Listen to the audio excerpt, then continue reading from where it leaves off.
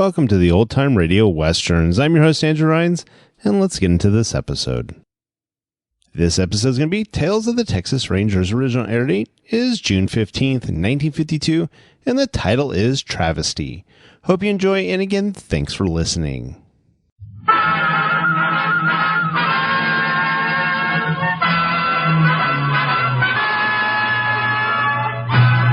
Tales of the Texas Rangers, starring Joel McCrea as Ranger Jayce Pearson. Another authentic reenactment of a case transcribed from the files of the Texas Rangers.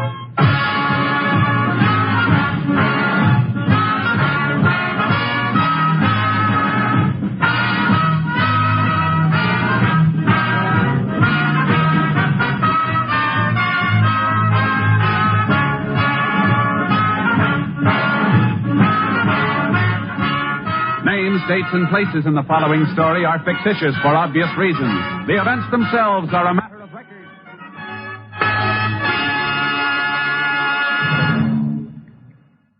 Every day, Monday through Friday, there's top entertainment all day long when you set your radio dial to NBC.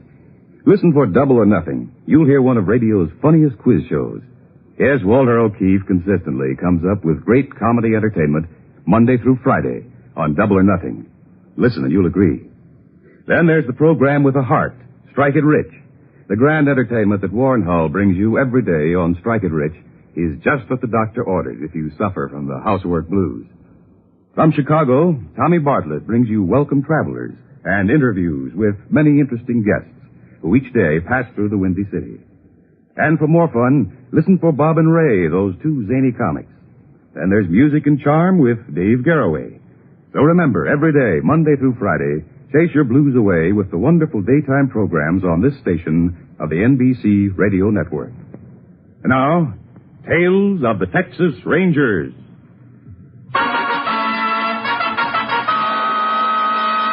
And now, from the files of the Texas Rangers, the case called Travesty.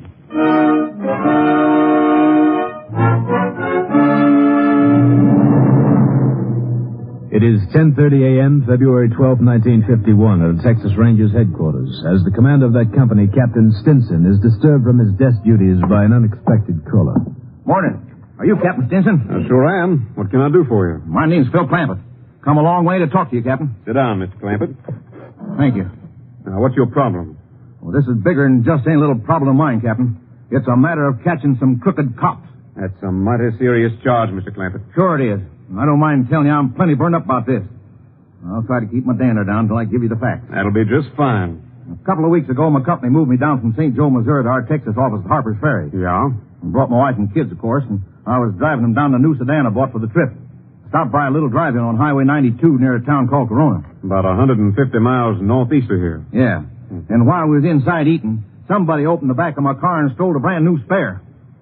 Sent for a deputy sheriff right away and reported it. That's the best thing you could have done, Mr. Clampett. Well, that's what I thought at the time. Deputy took down a full complaint and said he'd look into it. I gave this information to the insurance company, of course. When you filed a claim for the tire? Sure. Well, the insurance company made a routine check, and the sheriff of Corona County wrote him back saying he had no information on file about a tire theft report. I see. I was good and riled up about it, because it sure makes me look like a sap. So I wrote to Sheriff of Corona County myself and asked him what in blazes was going on. Well, have you got his answer yet? Right here in my pocket. Here it is. I don't like his attitude at all. Look, says here, have interviewed all my deputies, and we have no information at all about any report having been made of an alleged tire theft. Yeah, I see. Well, how you like that? Alleged. Why, he's called me a blasted liar, Captain. Is it possible, Mr. Clampett, that you could have the wrong county? No, it ain't, Ranger. Don't have a tire stolen every day in a week, and I'm not likely to forget where it happened. You're sure it was on Highway 92, near Corona? Yeah. Place had a filling station right next to it. How could you be positive the tire was stolen there, Mr. Clampett? Because I stopped on the highway about a mile before we got there to get a blanket out of the back. And the tire was there then. And when did you first notice it was gone? Just as soon as we'd finished eating. It was getting colder, and my wife wanted another quilt for the kids, you see. Uh-huh. I went to get it before we started and found the back of the car had been jimmied open, and the tire was gone. Look, here's a receipt for repairs on the trunk, Captain. Tell me, do you remember the name of the deputy who talked to Mr. Clampett? No, I don't. He was a young fellow, though, and I gave him a detailed report of the whole thing. Now the sheriff says he don't have any such report on file. Now, look, Mr. Clampett. I've known Sheriff Halstead of Corona County for a long time. He's considered a mighty fine officer. Well, something's fishy somewheres, because I sure talked to a deputy. And if you can't trust even the law nowadays, who can you trust, Captain? Now, just hold on. We'll try to find out for you what went wrong over there. Johnson getting the KTXA. As soon as I get the radio station, Mr. Clampett, I'll have a ranger assigned to investigate this right away.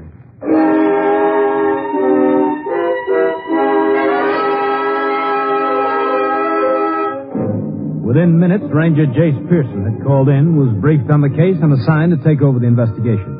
He proceeded at once to the county courthouse in Corona, and was told he could locate Sheriff Halstead at the cattle pens of a local stockyard. Pearson contacted him there about noon.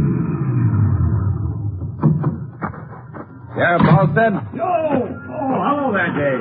Can I speak to you for a minute? Sure thing. Well, what you doing over this way? Come on over here where we can hear ourselves think, huh? You bet. Oh, Bud, I'll talk to you later. I got kind of a ticklish job in my hands, Jim, and I'd like to ask you a few questions. I hope you'll bear with me while I clean up a little misunderstanding here. Sure thing. Fire away, Jay. Okay, you got a letter on February 7th from Harper's Ferry, didn't you, from a party named Phil Clampett? Yeah, I did. Some fellow claims he made a report of a tire theft to one of my deputies. And I understand you wrote him that you'd interviewed all your deputies and none of them had taken any such report. That's right. Boys didn't know anything about it. Fellow must be some kind of a crank, I think. Well, I don't think so, Sheriff. He had a receipt for repairs on the trunk of his car, and Cap Stinson seemed to think he was telling the truth. Oh, so now he's pestering the Rangers about it, is he? Let me ask you something, Sheriff. Yeah? Have you ever had any complaints on any of your deputies before? Nothing to speak of. Oh, about 3 months ago, a fellow was picked up for vagrancy and claimed Jerry Matthews emptied his wallet before he brought him in. Did you check on it? Sure, nothing to it. Fellow was plastered. Is Jerry Matthews a young fella? Yeah, he is. Nice, clean-cut kid. How long has he been working for you, Sheriff? Oh, 6-7 months, I reckon. A good officer? Kind of hard-headed. Gives me a little static sometimes, but he's got plenty of nerve. Matter of fact, I'd say he's my best man, Jayce. Well, Clampett's dead sure it was one of your deputies he talked with. How could he be sure? When he wrote me, he didn't even remember the name of the diner. There are dozens of chicken and burger joints on Highway 92. He's pretty definite about its being near Corona, Cap said. You know of any place on the highway with a filling station next to it? Well, sure, that's the roundup, but... Oh, Clampett didn't tell me that. Who covers that area, Sheriff? Jerry Matthews and myself. The same fellow you had the complaint on before? Yeah. But look here, Jayce, might as well accuse me. I'd bet my bottom dollar he's a straight shooter, that kid. Clampett said it was a young fella. I think I better talk to Matthews, Sheriff. Okay, Jayce. I sent him up in the hills this morning. He's checking on a moonshiner. You want to ride up there? Yeah. I'd like to clean this up right away, Jim.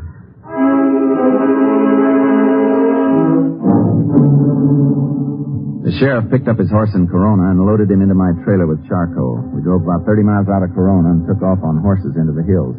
The sheriff knew where the still was supposed to be located, so we didn't have any trouble finding his deputy. There's Jerry's horse. Oh, there he is now, over there. Coming out from behind that rock. Hey, Jerry! Hi, Sam. Oh, boy. You find anything? No, just another rumor, I guess. Looked all over. There's nothing here. Just come out on a wild goose chase. Jerry, there's Ranger Pearson. Jerry Matthews. Morning, Ranger. Ranger wants to talk to you, Jerry, about that fellow claims he had his tire stolen. You mean the one who wrote that letter? Didn't even know where it happened? Well, we figure now he was talking about the roundup, Jerry. I told you last week I don't know anything about it, Sheriff. Clampett still claims he talked to a deputy, a young fellow, who took down a written report. Well, what do you want to talk to me for? You looking to accuse me, Ranger, of concealing something? I'm not looking for anything but information, Jerry. I told you, Sheriff, I never took no such report. Look, Jerry, the ranger here's been assigned to clear this up, and while he's here, I want you to cooperate with him as much as you can. Well, get one of the other boys. I got more than I can do now. I can't send you out on anything else, Jerry, till I get this cleaned up. Meaning I am under suspicion then. We'd just like to have you stick around till we get to the bottom of this, Jerry. In the meantime, just on the report of some crackpot, you're relieving me of my duties. Is that it? Now, get a hold of yourself, Jerry. Remember, you're still wearing the deputy's badge. No, I'm not. I'm turning it in. Now, Here. wait a minute, Jerry. No reason for you to fly off the handle like this. What more can I tell you except I don't know anything about a tire theft? Suppose next you can ask me if I stole the tire. Well, somebody stole it, Matthews, and we'd like to have all the help we can in locating who did. First off, we want to find out who took that report. Well, you can stop investigating me right now, Ranger, because I'm not a deputy anymore. I've quit. Now, take it easy, Jerry. I'm fed up with this. I'd rather be looking for a job than working for someone who doesn't trust me. Not taking any more orders from you, Sheriff. I'm through. Turning in that badge, Matthews, doesn't mean you're not still taking orders from both of us. What do you mean, Ranger? I mean the sheriff and I are ordering you to stick around and be available for questioning until we figure this out. We're not through investigating this case yet.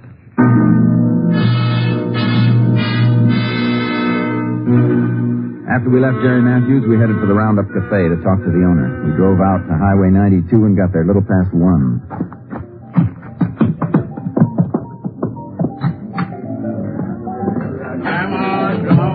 That's Charlie Reeves. He owns the place. To know if he remembers about that deputy.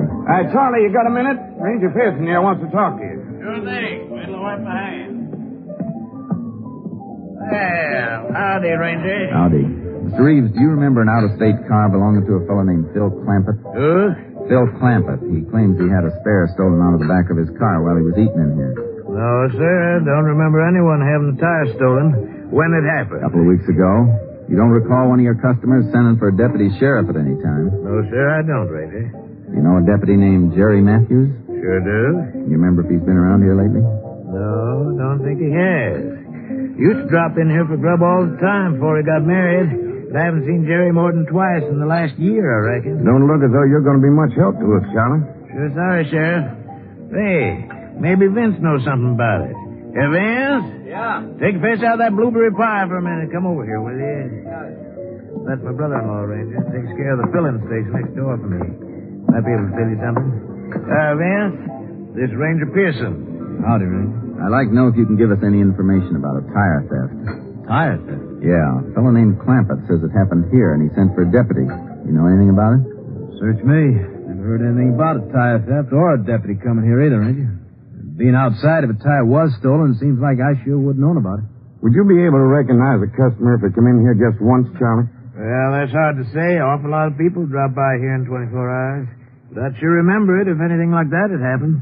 Maybe that fellow's pulling an insurance racket, pick up the price of a tire. Hey, how about that, Jayce? Could be. Maybe we better get Clampett over here, Sheriff, and be sure we got the right diner. Right. So long, boy. Sure sorry we can't be more help to you, Ranger. Okay, thanks. Yeah, it seems funny nobody remembers anything about it, don't it, Jayce? Yeah, it does. And I'm feeling kind of bad now about Jerry Matthews turning in his badge. Tell you what, Sheriff. Let's go out to Jerry's house and take him over to Harper's Ferry with us to talk to Clampett. Darn good idea, Jayce. Because if this does turn out to be a racket, Jerry might like to be on hand when we clean it up.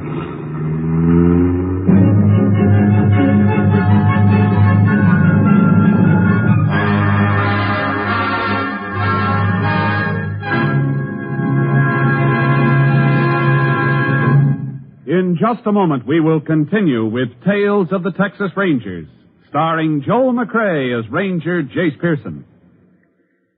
It's all right to build castles in the air, but don't keep them there.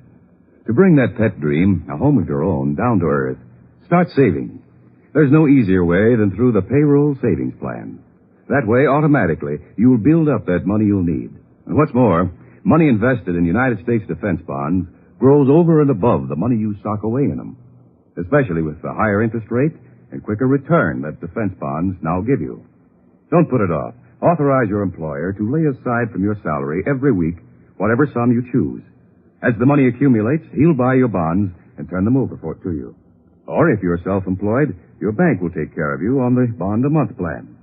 There's no safer investment than United States defense bonds.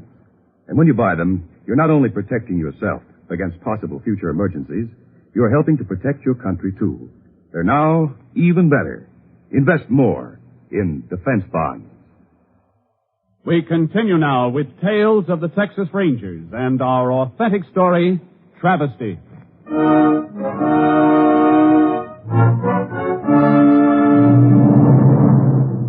We drove over to Jerry Matthews' house to pick him up and take him with us to Harper's Ferry to get Clampett. It was about 3:15 when we reached Jerry's place. Could hear a baby crying inside the house.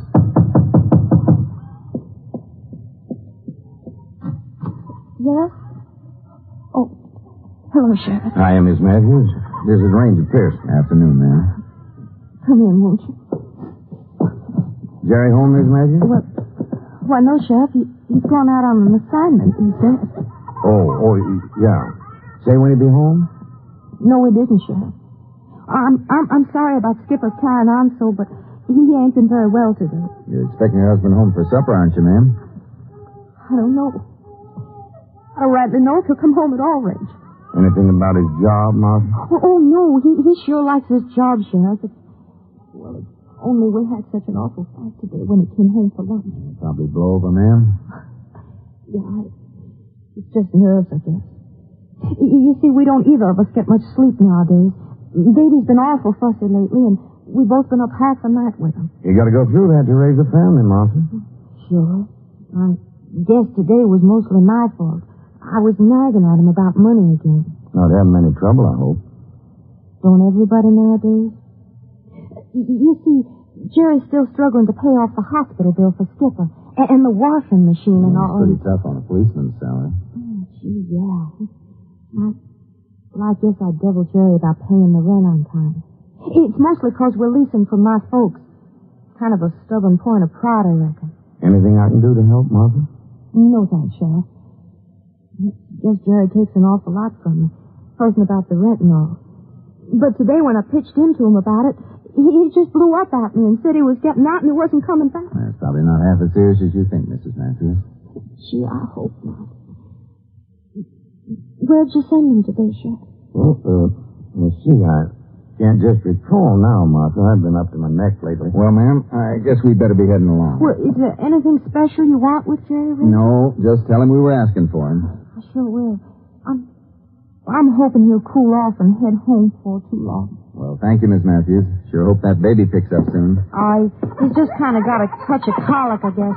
I reckon he'll be all right.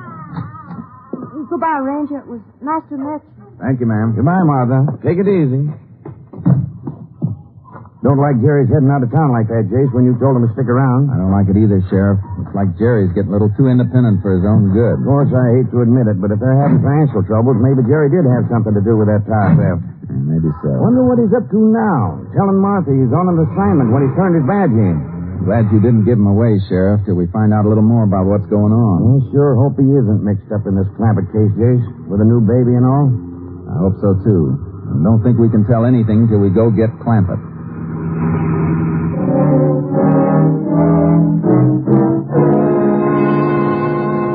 Sheriff and I headed for Harper's Ferry to pick up Clampett. We got to the house about 5:15 and knocked on his door. No one was home, so we walked around the garage at the back of the house. And the car's not in the garage. Probably hasn't come home from work yet. Yeah. What'll we do, wait for him? Just a minute, Sheriff. What? There's a tire in that garage. A new one. Do you suppose that nervy so-and-so really is pulling an insurance racket after all? It sure looks like it, doesn't it? Oh, there's a car coming in the driveway now, Jayce. Tire there is the same as those on his car. Yeah. Mr. Clampett? Yeah? I want to talk to you a minute. You're here to see about that tire theft. Well, I'm sure glad you fellas are getting moving on this thing. Looks like we should have come to see you in the first place, Mr. Clampett. What do you mean? Maybe you can explain what that new tire, same issue as these on your car here, is doing in your garage. What are you talking about, Ranger? Mr. Clampett, this is Sheriff Jim Halstead of Corona County. I think he's waiting for a little explanation, too. I sure am, Clampett. What's that spare doing in there after you raised all this rumpus, accusing one of my deputies of withholding a report? You're loco. I haven't got no spare. I've been trying for weeks to collect from the insurance company so I could buy another one. Well, there it is over there, Clampett. Would you like to take a look? I sure would. Well, I'll be. How the devil did that get in there? Well, this tire wasn't in here when I left this morning. It is your spare, isn't it? It is. At least it looks like it. The one that was stolen? Yeah, but Ranger, I tell you, up till this morning it wasn't here. And I've been away all day. Where's your family? Well, my wife and kids are up visiting her sister in Waco. Somebody must have put it in here today while I was away. I'll bet it was that crooked deputy of yours, Sheriff. Now, look here, Clampett. I think you've caused my county enough trouble already. Ranger, listen. I'm telling you the truth. Somebody did put it in here. Well, look around. You see all the dust on things? This tire here is clean. You can see it hasn't been laying here long. I can see that all right. The tire is clean. There are a few fresh fingerprints on the casing. If all those prints are yours, Mr. Clampett, you're in trouble. If they belong to somebody else, then maybe we'll believe you.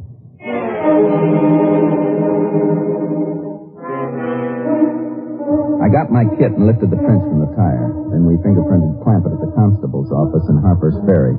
We sent a copy of his prints along with the tire prints to the lab in Austin for comparison. Then we took Clampett with us in my car and headed for Jerry Matthews' house.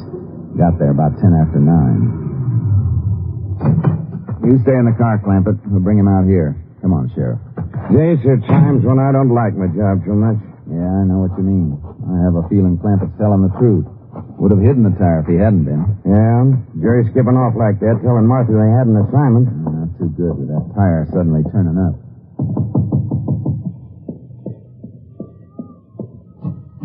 Yeah? Oh, you, Sheriff. Ranger and I'd like to talk to you, Jerry. Go on outside. No use upsetting your wife. Be with you in a minute, honey. Now what do you want? I'd like to know where you were from noon on today, Jerry. When you told Martha you were going on an assignment. Look, I'm not working for you anymore, Sheriff. I don't have to be badgered with questions like this. Oh, yes, you do. I'm here representing the county, and Ranger Pearson represents the state. All right. What do you want to know, Ranger? Were you in Harper's Ferry today, Matthews? No, I wasn't. Where were you then? Not going to answer that. I don't have to. Listen, Jerry. You know we're just doing our job. Why don't you tell us and be done with it? I'm not keeping anything from you that's any of your business. Where you were this afternoon is our business. Oh, look, you fellas. Haven't I any right to privacy at all? Why don't you want to tell us? Just don't want to, that's all. You know, Jerry, there's an old saying, the truth is a mighty powerful weapon. Yeah. It can't do anything but help you out of this mess. Now, where were you all day today? I was at my father-in-law's over in Junction. Had some things to settle with him. Well, I didn't want to tell Martha about it because I didn't want to upset her with Skipper's sake. You still don't believe me, do you? Just one more thing. Yeah? I want a fellow sitting over in the car to take a look at you. What fella? Bill Clampett. Come on, Jerry.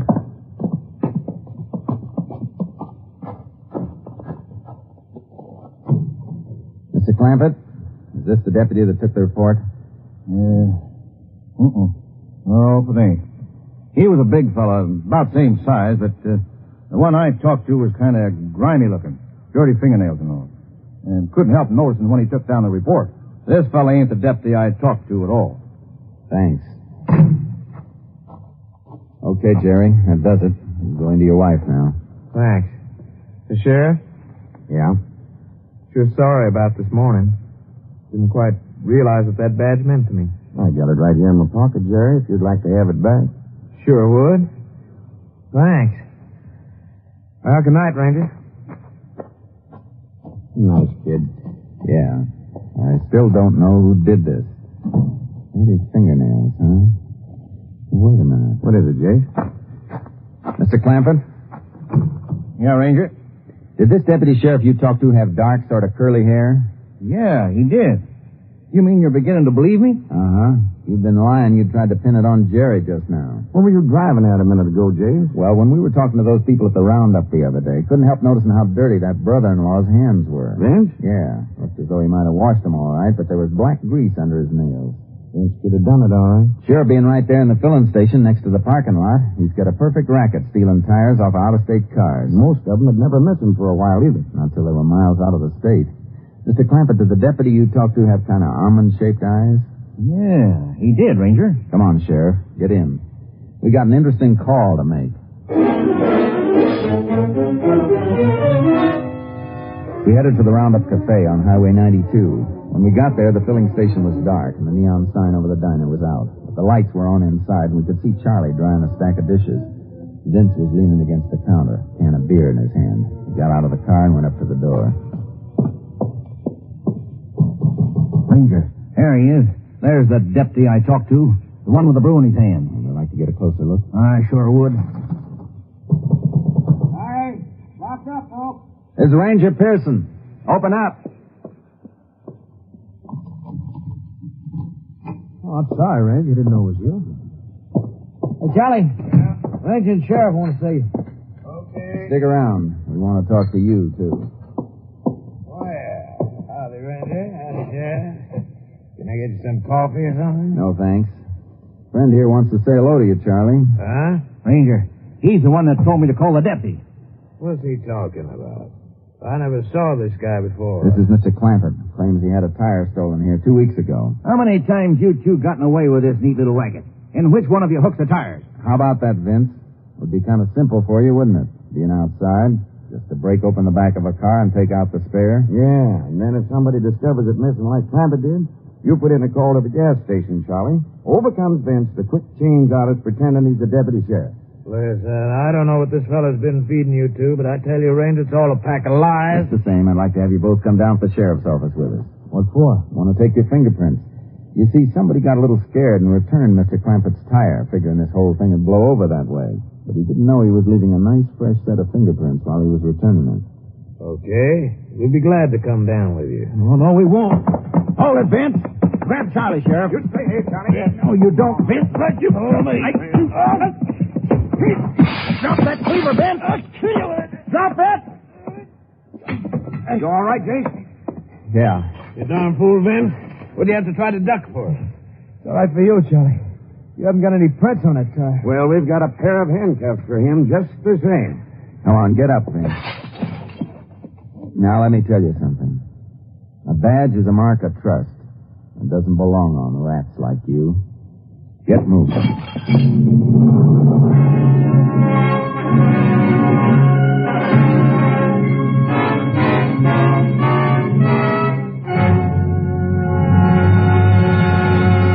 In just a moment, we will tell you the results of the case you have just heard.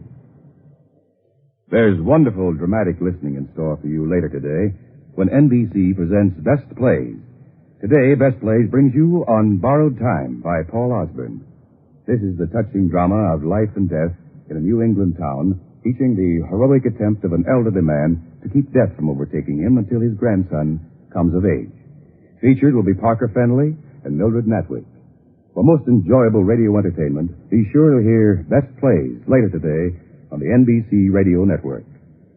And listen to for Meredith Wilson's Music Room, wherein you'll visit with Meredith and a noted musical personality. And today only, on most NBC stations, listen to the Chamber Music Society of Lower Basin Street. Under the direction of Henry Hot Lips Levine, you'll hear the finest in drama and music. Keep tuned to this station of the NBC Radio Network. Now, back to Tales of the Texas Rangers.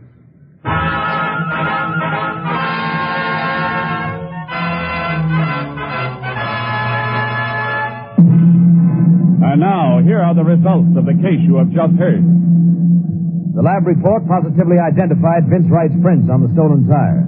Faced with this evidence, he and Charlie Reeves made full statements concerning their tire theft racket and impersonation of a peace officer. They were arraigned before the district court on charges of larceny and fraud and were each given prescribed terms according to law in the state penitentiary at Huntsville. Next week, Joel McCrea in another authentic reenactment of a case from the files of the Texas Rangers.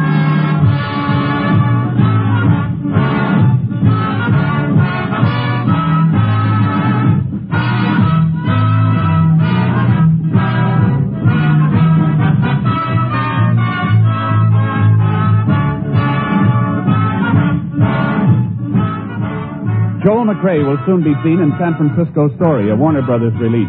In the cast, you heard Byron Kane, Ken Christy, Paul Fries, Michael Ann Berret, Jess Kirkpatrick, and Tony Barrett.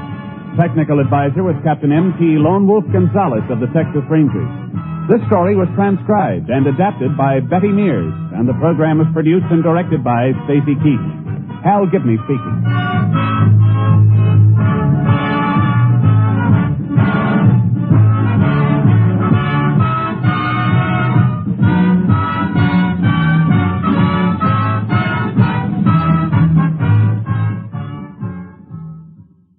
Tales of the Texas Rangers is heard each week overseas through the worldwide facilities of the Armed Forces Radio Service.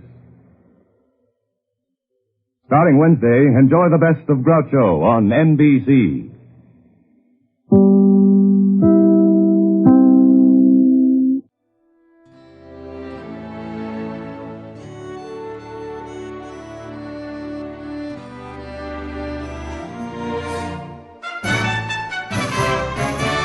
This has been a presentation of OTRWesterns.com, and we hope you enjoyed. Please take some time to like and rate our shows in your favorite podcast application. Follow us on Facebook by going to OTRWesterns.com/Facebook. Join in the conversation by going to OTRWesterns.com/Discord. And don't forget to send us an email, podcast@OTRWesterns.com. This episode is copyright under the attribution, non-commercial, share alike copyright. For more information, go to otrwesterns.com/copyright. Have a great day, and again, thanks for listening.